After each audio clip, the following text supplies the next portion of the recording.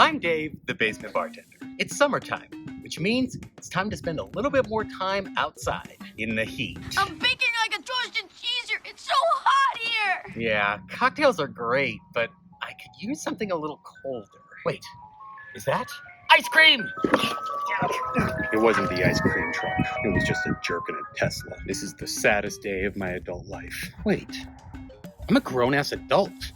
I don't need an ice cream truck. I can make my own ice cream. In fact, I can make cocktail ice cream. Mojito or mint julep? Mint julep or mojito? Flick the like and subscribe button if you want mojito ice cream. Flick the subscribe and like button if you want mint julep ice cream. I'm gonna make them both. I just want you to flick the buttons. It's an algorithm thing. So come on, let's head inside and get this thing started. Basement bartender.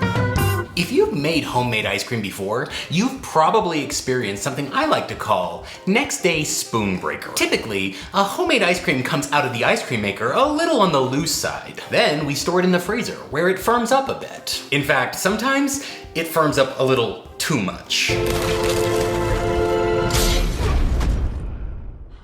To be fair, the freezer is doing exactly what it's designed to do. It freezes things. It's just that homemade ice cream can freeze too much. I could mess with the freezer settings, but I store things other than ice cream in there. Things that I would prefer stay frozen solid.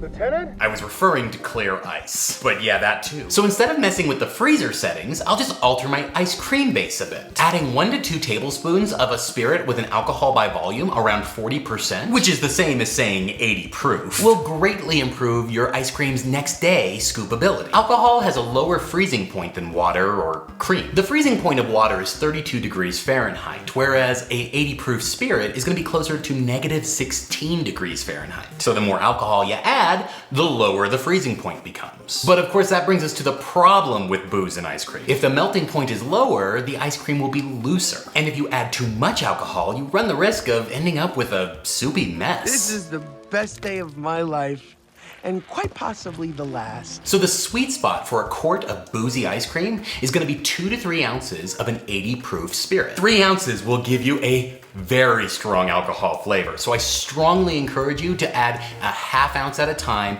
and taste until it gets to the point where you like it. We're going to start by making an ice cream base. And this will actually be the same base we use for both the mint julep and the mojito ice cream. Start by combining 2 cups of heavy cream and about 1½ cups, or 15 grams, of fresh mint in a saucepan on medium heat. You want the mint to impart as much flavor as possible, so tear the leaves into small pieces, which will release more oil than chopping would. Stir to incorporate and let simmer for 20 minutes, being sure to stir frequently to avoid the cream from overflowing the pan. Strain the mixture into a container and return the saucepan to the stove to make the milk and sugar syrup. Add 1 cup of milk and 3/4 cups of sugar, or if measuring by weight, 235 grams of milk and 175 grams of sugar into the saucepan on medium heat and whisk to combine until sugar is completely dissolved. Once the milk and cream mixtures have cooled to room temperature, combine 1 cup of plain Greek yogurt, the mint and cream mixture, the milk and sugar mixture, and a pinch of salt into a mixing bowl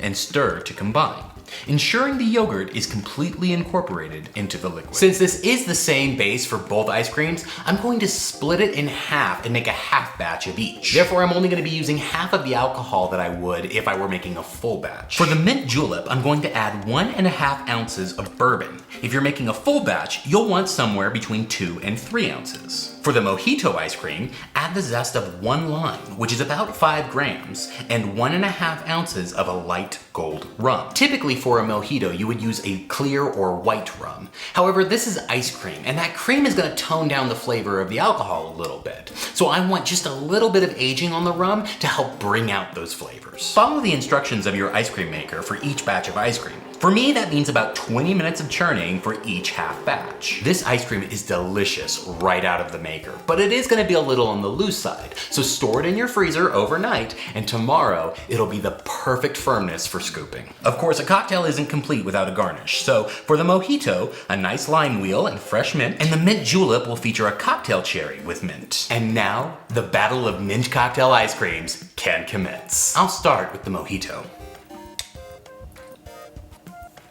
This is bright and beautiful. Rum and lime forward with a very subtle mint undertone. It's clean and crisp and perfect for a hot summer day. While I get a strong rum flavor, this doesn't feel like an alcohol ice cream. And now for the mint julep.